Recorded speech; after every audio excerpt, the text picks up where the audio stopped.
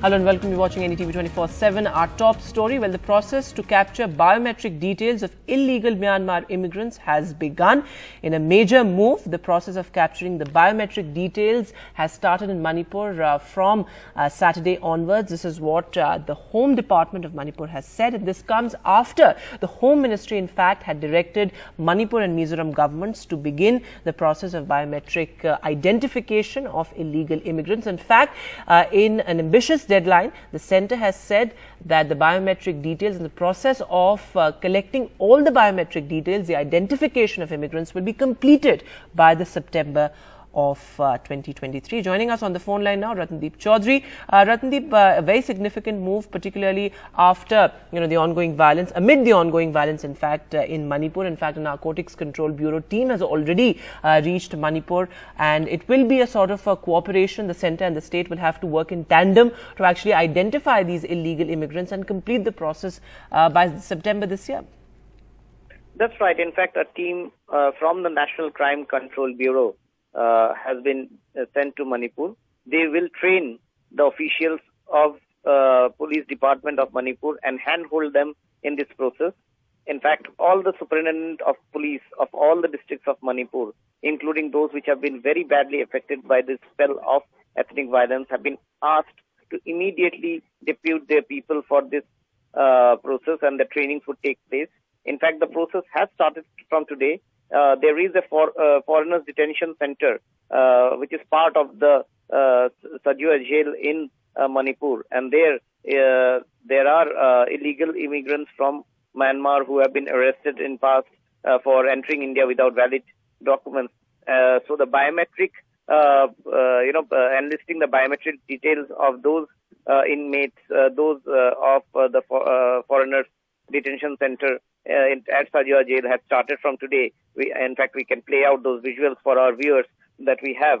In fact, now it is important because ever since the coup in Myanmar by the Myanmarese army, and there has been in Myanmar an unrest that has continued for months and years, and therefore particularly for the last 1 year, there has been a steady inflow of people from Myanmar who have fled the neighboring Absolutely, and this influx of immigrants, in fact, Ratnadeep, has been quite a contentious issue there. That's why the centre's move becomes even more significant. An NCRB team, or National Crime Records Bureau team, is also now in Manipur.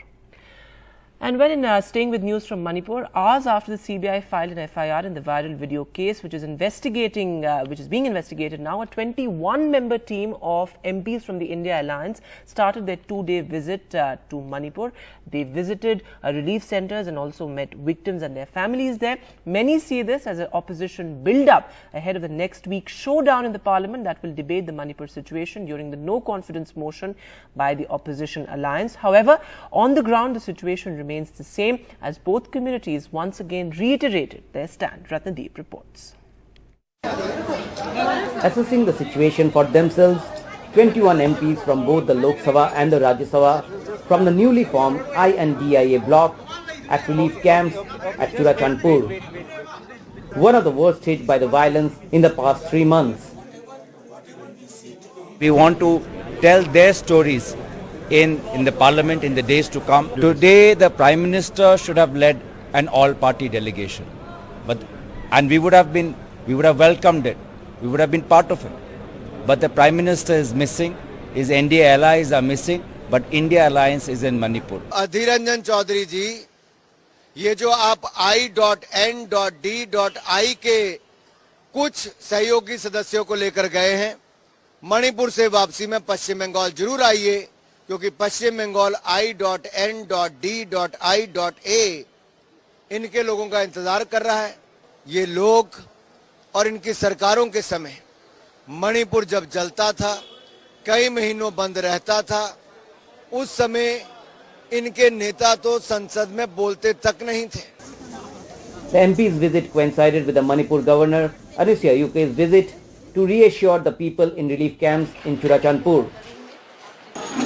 मैं आपको ये बता दूं कि आगे future में केंद्र सरकार के द्वारा राज्य सरकारों के द्वारा जिन लोगों के आवास जो भी कुछ उनकी प्रॉपर्टी लॉस हुई है उन तमाम सारी चीजों के लिए आपको कंपनसेशन भी दिया जाएगा। At Churachandpur, the opposition MPs met the leaders of the Kuki Zo tribe and they appealed and submitted a memorandum to the opposition MPs to support and facilitate the demands of the Kuki Zo tribe, and to support inside the parliament the court demand that the Kuki Zo tribe has now put up in front of center, that is for a separate administration, that they want to stay and they don't want to be any more part of the Manipur government. The MPs also visited relief camps in Moirang in Bishnupur district and spoke to the Meitei victims. Meanwhile, the powerful civil society group in the Imphal Valley region, the Coordination Committee on Manipur Integrity or COCOMI, held a show of strength of the Meitei community today, with hundreds taking to the street, asking for an end to the violence and protection of the territorial integrity of Manipur.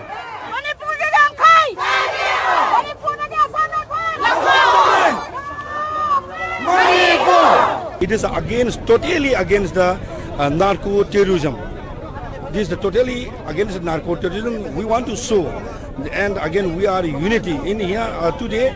You will be seeing that all the communities, different communities of the Manipur, were against narco-terrorism. I think that after the last hour, we will be taken some resolution with our people, and that resolution will be sent to the Prime Minister and the Honorable Home Minister also. The visit ahead of the no confidence motion debate at the Parliament next week is significant. Even as there is escalation of violence in More town right on the Myanmar border, but overall the violence had simmered down despite the 2 deaths since the 18th of July and new reports of incidents of violence against women. With BM Sanju in Imphal and cameraperson Sanjay Chakravarti in Guwahati, Ratnadeep Chaudhary for NDTV. And meanwhile, in a strong statement, former Army Chief General M.M. Naravne pointed a finger at Chinese elements being involved in the ethnic violence in Manipur. He said that the possibility of a foreign aid to fan the violence and unrest cannot be ruled out. The person on ground knows best what is to be done. But definitely, the instability does not help us in the overall national security construct, and the involvement of foreign agencies, not only say cannot be rolled out, but I will say is definitely there. Especially Chinese aid to the various insurgent groups, they have been helping them for so many years. So they will continue. Now to some tragic news from Tamil Nadu. 9 people have died in an explosion at a firecracker factory in the Krishnagiri district of the state. In fact, Tamil Nadu Chief Minister M.K. Stalin has condoled the loss of lives and announced rupees 3 lakh compensation for the families of the deceased and 1 lakh for those of the injured. But what is really the cause of the explosion? Well, as per the police, a gas cylinder blast at a nearby food joint may have triggered the explosion here. This is what the police have said as per preliminary information. Sam Daniel has more details. At least 9 people were killed in an explosion at a cracker selling outlet in the Krishnagiri district of Tamil Nadu in the western part of the state, around 300 kilometers from Chennai. Investigators say a gas cylinder blast at a food joint a few buildings away led to the explosion, in which 7 people, including the owner of that cracker outlet, have been killed.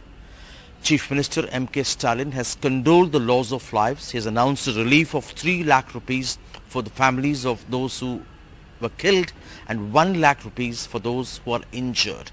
In fact, this is the 3rd such incident at a cracker-related outlet or premises in the last 3 months.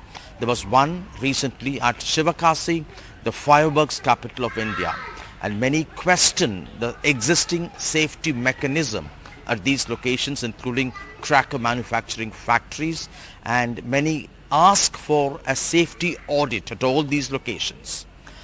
M&M chief, actor politician Kamal Hassan has questioned how authorities had given permission for this cracker outlet with a godown in a residential area and has sought action against those authorities. He has also sought an audit, a safety audit at all these locations across Tamil Nadu. In Chennai, Sam Daniel, Find TV. And well, the big political headline with an eye on 2024 in the upcoming state polls, major changes in the central party leadership of the BJP have been announced. In fact, BJP President JP Nadu has overhauled the party's team of central office bearers, appointing 13 vice presidents and 9 general secretaries in the new list. Former Telangana BJP President Bandi Sanjay was appointed as the party's National General Secretary. Meanwhile, MLC and former Aligarh Muslim University Vice Chancellor Tariq Mansoor was appointed as BJP's Vice President. In fact, A.K. Antony was a veteran congressman. His son Anil Antony, he has also been appointed as the General Secretary of the party. Now, the two appointments being seen from the Kerala and Pasimbara Muslim perspective. That's why these appointments are crucial, given the fact that the upcoming state polls have been factored in by the BJP. Now, there are some setbacks as well, as C.T. Ravi from Karnataka has been shown the door as the General Secretary.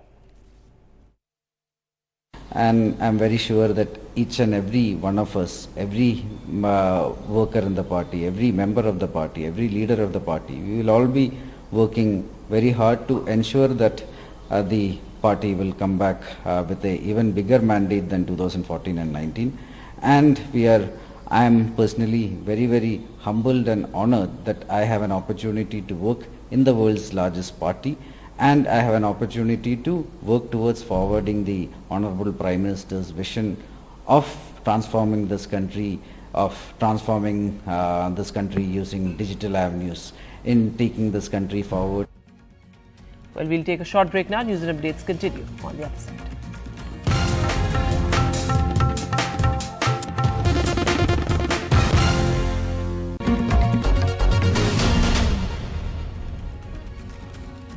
Welcome back. It's International Tiger Day, and India's tiger population has been steadily going up as per the tiger count. The latest numbers released by the government on the World Tiger Day show Karnataka's tally to have gone up, even as MP remains the state with the largest number of big cats, while retaining its spot as India's tiger state.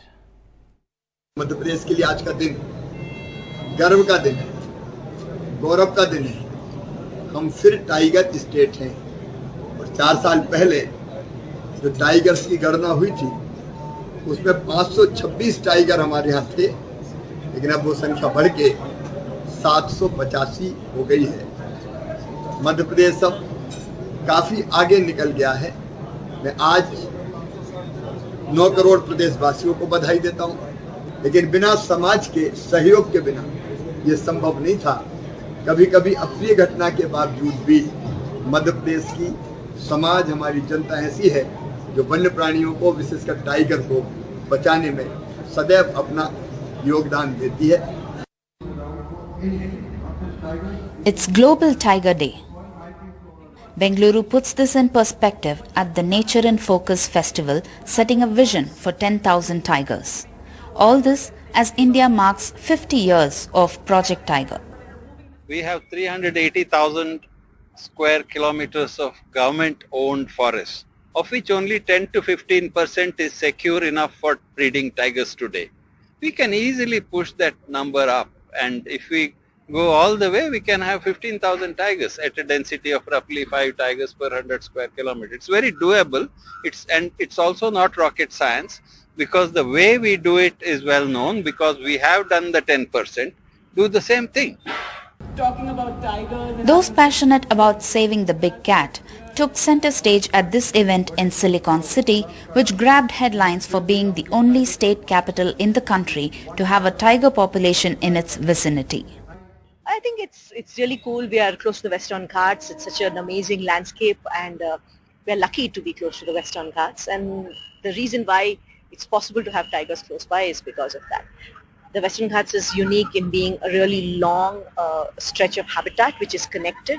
So it serves as an excellent source for animals like tigers, and that's why we have this luxury. From just 268 in 1973, India has taken a big leap with 3,167 now, according to the 2022 Tiger Census. The wildlife corridors in the country may roar in delight, but how can India sustain this effort? India has the technology. India has in its ethos of its basic DNA, it has the ability to tell the world how to escape climate change, which is by bringing nature back. And I would say that don't count tigers, you count the amount of land that has been rewilded. We have lost 40% of all the forests on which a tiger pug mark might have been found in 1973. If you save the forest, you will manage to save not just the tiger but every other creature that the tiger shares the habitat with. While Project Tiger may have gained global recognition, habitat fragmentation, human-wildlife conflicts as well as climate change pose continuous threats to silence the roar. India is home to half of the world's tiger population, and it's time to protect our national animal. With camera person Kumar, Pratibha Raman in Bengaluru for NDTV. So, well, Project Tiger indeed has come a long way as the big cats continue to roar and howl. But in other news, the 27th edition of the much-anticipated Delhi Book Fair kick-started in the capital. But we look at the online versus offline debate as parents continue to push for book reading. A sizable crowd on the first day of the Delhi Book Fair's 27th edition. While not the same as pre-COVID levels, the footfall is much better than last year. 3 years since the pandemic, when the world saw a shift to the digital, be it classes, work or even entertainment, one of the key challenges for parents has been reconnecting children with physical books. I don't have any account on the social media. All friends have, and the only thing that I'm left are with books only. So I love them. What do you prefer more? I prefer social media. I like books are my world. I love books. No, I tried to start a book club with them, but they turned down the offer. Parents are now looking for ways to encourage reading. I think this is true, like these days mobile is becoming too accessible to everybody. The kids at very young age are exposed to the mobile, and as a result they are spending too much time on the internet, which is impacting their ability to understand and explore via the books. And that's the reason like I've brought Elena, Ujjwal, my wife, over here like, to explore the books, physical copies of the books, to understand and learn this art, which we used to do. I think the very first thing that is very important is inculcating the habit of reading. That is the primarily important thing, not just for us, but for all the children out there, because they have become such a mobile phone generation that they know that we want to look at anything, we'll just swap it around. Recently, a UNESCO report stressed upon the need to ban smartphones in schools as they were affecting children's academic performance.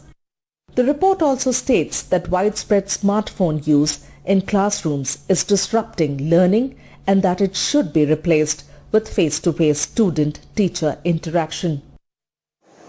Organizers and publishers say they are hoping that the book fair will attract more readers to actual books. Book fair जो है वो basically किताबों को लोगों के अंदर वो जगाने के लिए ही बहुत ज़रूरी है, क्योंकि पहले भी हमने वर्चुअल बुक फेयर हुए थे, तो उस टाइम पे हमने कोशिश हमारी हर पब्लिशर की यही रहती है कि लोगों को जागरूक करें, किताबों की तरफ रुझान बढ़ाएं. During the pandemic time, when we were not able to hold this physical book fair, we had done 2 editions of virtual book fair. So we were going digital, and we did that also just to make sure that publishers should have the opportunity to showcase whatever they have published in the time of pandemic. But after the pandemic is almost over now, so there is a need for the publisher to come out and expose all the products they are bringing out. Amid the push for digital, the Delhi Book Fair kickstarts with the theme Book for Nation Building. The idea is to build a bridge between the digital world and the book world. But the challenge is to inculcate the habit of reading among the youth. Is that possible? Can it be combated? Is yet to be seen. With camera person Xavier Thomas, this is Sri Rupa Goswami for NDTV. And finally, let's leave you with this fun banter that Sonia Gandhi had with a group of women farmers when they urged her to get Rahul married. Well, here's what she said.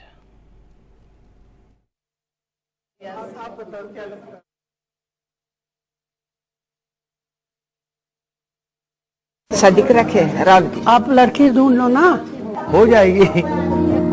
Priyanka ji आप शराब किया ना, ये राहुल भैया आप बताओ क्या लगता है? शरीफ लगता है ना? हाँ जी। नहीं ये हाँ दाल मैं खाती थी। मैं तो छोटी थी तो मैं नोट्स लेती थी या कभी कभी हाथ पकड़ लिया तो मैं डांस लगा लेती थी, दिखता था तो ये मुझे ये गुस्सा मार देता था, पीछे दिखता ही नहीं था।